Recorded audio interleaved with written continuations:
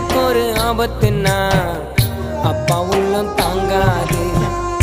எனக்கு ஜுரம் வந்தா எங்க அம்மா தூங்காது. நம்ம நல்லா இருக்கணும்னு அப்பா அம்மா நினைப்பாங்க.